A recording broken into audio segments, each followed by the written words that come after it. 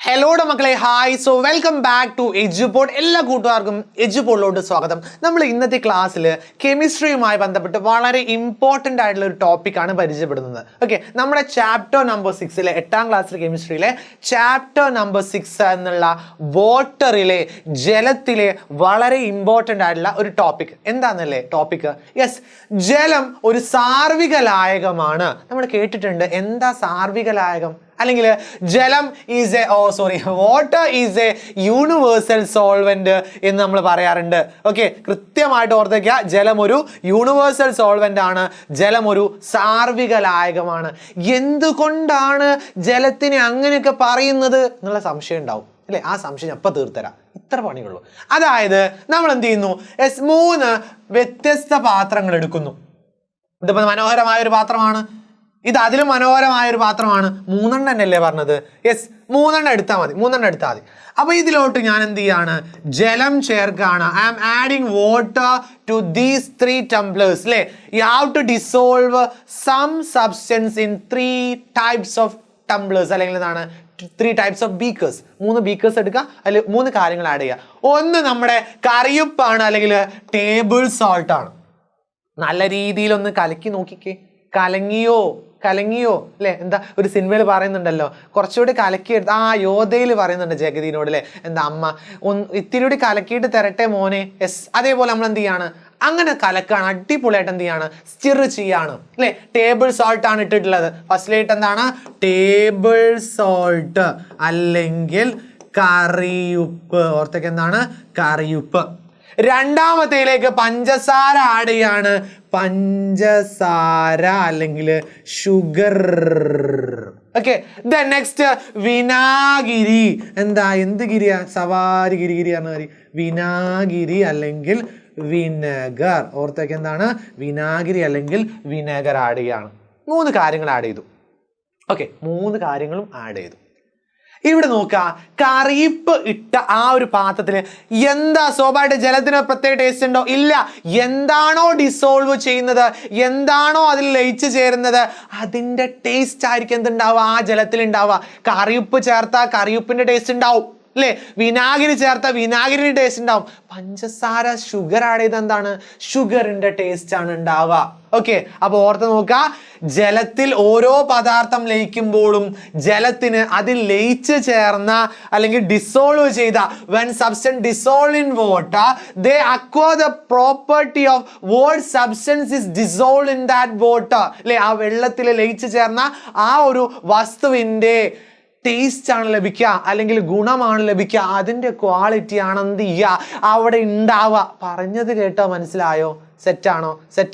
ഇനി നോക്കാം നമുക്ക് വാട്ടർ എന്തുകൊണ്ടാണ് യൂണിവേഴ്സൽ സോൾവെന്റ്, അല്ലെങ്കിൽ ജലം എന്തുകൊണ്ടാണ് സാർവിക ലായകം എന്ന് പറയുന്നത് കൃത്യമായിട്ട് പഠിക്കാം. 1, when substance dissolved in water they acquire the property of substance dissolved അല്ലേ? വെള്ളത്തിൽ ജലത്തിൽ ലയിച്ചു ചേർന്ന വസ്തുവിന്റെ പ്രോപ്പർട്ടി ആയിരിക്കും, അല്ലെങ്കിൽ എന്താണ്? അലിഞ്ഞുപോയ പദാർത്ഥത്തിന്റെ സ്വത്ത് അല്ലെങ്കിൽ പദാർത്ഥത്തിന്റെ ഗുണമായിരിക്കും ജലത്തിന് ഉണ്ടാവുക. ഓക്കെ ആണോ? 1. ഇനി ശുദ്ധമായ പദാർത്ഥത്തിന് ആസിഡിന്റെയോ ആൽക്കലിയുടെയോ ഗുണങ്ങളില്ല. എന്താ? ശുദ്ധ പദാർത്ഥങ്ങൾക്ക് എന്ത്? ആസിഡോ neither acidic or neither basic എന്ന് പറയാം, നോർ ബേസിക് എന്ന് പറയാം. ഓക്കെ, അങ്ങനെ ഇതിനെ ന്യൂട്രൽ സോൾവെന്റ് എന്ന് വിളിക്കാം. അതേപോലെ എന്താണ്? ജലത്തിന് നമുക്കൊരു ന്യൂട്രൽ സോൾവെന്റ് എന്ന് വിളിക്കാം. കാരണം ജലം നമ്മൾ എന്താണ് ഡിസോൾവ് ചെയ്യുന്ന സമയത്തല്ലേ, എന്തിലെങ്കിലുമൊക്കെ എന്ത് ചെയ്യാണ്, നമ്മൾ സൊല്യൂഷൻ ഒക്കെ ഉണ്ടാകുന്ന സമയത്ത് ജലം എന്താണ്? അതിന് ആസിഡിൻ്റെയോ ഗുണമില്ല, അസിഡിക് അല്ല, അതേപോലെ എന്താ ന്യൂട്രൽ അല്ല. എന്താണ്? ഓക്കെ, അസിഡിക്കോ അല്ല, എന്താണ് ബേസിക്കോ അല്ല, എന്താണ് ന്യൂട്രൽ ആയിട്ട് എന്തുണ്ടായിരിക്കും? അവിടെ വെള്ളം നിൽക്കുന്നു, ജലം നിൽക്കുന്നു. സ്വാഭാവികമായിട്ട് എന്താണ്? ജലത്തെ ഒരു ന്യൂട്രൽ സോൾവെന്റ് എന്ന് വിളിക്കാം. അതായത് ആൽക്കലൈൻ സ്വഭാവമില്ല, അസിഡിക് സ്വഭാവമില്ല, ന്യൂട്രൽ ആണ്. സ്വാഭാവികമായിട്ട് എന്താണ്? ജലം ഒരു ന്യൂട്രൽ സോൾവെന്റ് ആണ്, നമുക്ക് സിമ്പിൾ ആയിട്ട് പറയാൻ പറ്റും.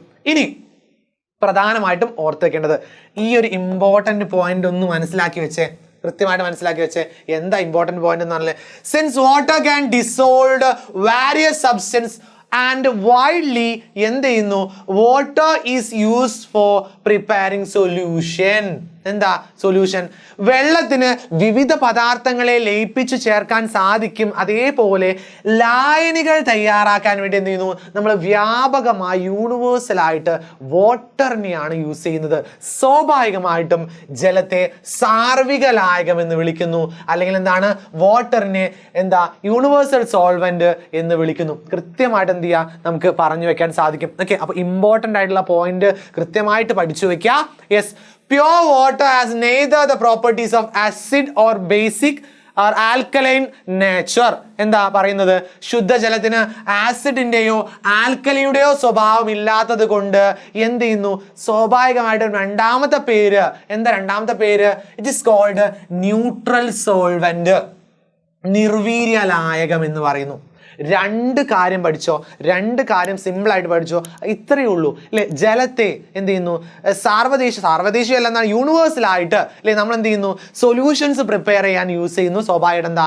യെസ്, സാർവിക ലായകം അല്ലെങ്കിൽ യൂണിവേഴ്സൽ സോൾവെന്റ് എന്ന് പറയുന്നു. ശുദ്ധജലത്തിന് അല്ലെ ആസിഡിന്റെയോ ആൽക്കലിയുടെയോ സ്വഭാവം ഇല്ലാത്തതുകൊണ്ട് ന്യൂട്രൽ സോൾവെന്റ് എന്ന് വിളിക്കുന്നു. രണ്ട് കാര്യം പഠിച്ചോ അല്ലെ. ഈ ഒരു 5-6 മിനിറ്റിനുള്ളിൽ എന്ത് ചെയ്തു? രണ്ട് കാര്യം പഠിച്ചോ. ഇമ്പോർട്ടൻ്റ് ആയിട്ടുള്ള രണ്ട് കാര്യങ്ങൾ പഠിച്ചോ. ഇത്രയുള്ള ക്ലാസ്. സോ സ്വാഭാവികമായിട്ട് ഓർത്ത് വയ്ക്കുക, ജലം ഒരു ന്യൂട്രൽ സോൾവെന്റ് ആണ് എന്ന് പറയുന്നത് എന്തുകൊണ്ട്? ആൽക്കലിയുടെയോ ആസിഡിന്റെയോ സ്വഭാവമില്ല, ന്യൂട്രൽ ആണ്. നേരെ നിന്ന് സത്യം പറയും ആര്? ജലം, ശുദ്ധജലം. ഓക്കെ, ഇനി അടുത്തത് എന്താ? എല്ലായിടത്തും എല്ലാ സ്ഥലത്തും എന്ത് ചെയ്യുന്നു? യെസ്, ജലത്തിലെല്ലാം ലയിച്ചു ചേർന്നുകൊണ്ട് എന്താണ്? ഏതൊരു സൊല്യൂഷൻ ഉണ്ടാക്കാനും ഏതൊരു ലായനി ഉണ്ടാക്കാനും എന്ത് ചെയ്യുന്നു? ജലത്തെ യൂസ് ചെയ്യുന്നതുകൊണ്ട് അതിനെ സാർവിക ലായകം എന്ന് അടിച്ച് പൊളിച്ച് പഠിക്കുക. സാർവിക ലായകം അല്ലെങ്കിൽ യൂണിവേഴ്സൽ സോൾവെന്റ് എന്ന് വിളിക്കുന്നു. ഇമ്പോർട്ടൻ്റ് ആണ്. ഓക്കെ, സോ ഇത്രയാണ് നമ്മുടെ ക്ലാസ്. സോ നിങ്ങൾക്ക് വീഡിയോ ഇഷ്ടമായെന്ന് വിചാരിക്കുന്നു. വീഡിയോ ഇഷ്ടമായെങ്കിൽ ചാനൽ സബ്സ്ക്രൈബ് ചെയ്യുക. അതേപോലെ എന്ത് ചെയ്യുക? നിങ്ങൾ ഈ ഒരു വീഡിയോ മാക്സിമം കൂട്ടുകാരിലേക്ക് എന്ത് ചെയ്യുക? മാക്സിമം കൂട്ടുകാരിലേക്ക് എന്ത് ചെയ്യുക? ഷെയർ ചെയ്ത് കൊടുക്കുക. അവരും കൂടെ പഠിച്ചോട്ടെ. So see you then, bye. See you in the next class.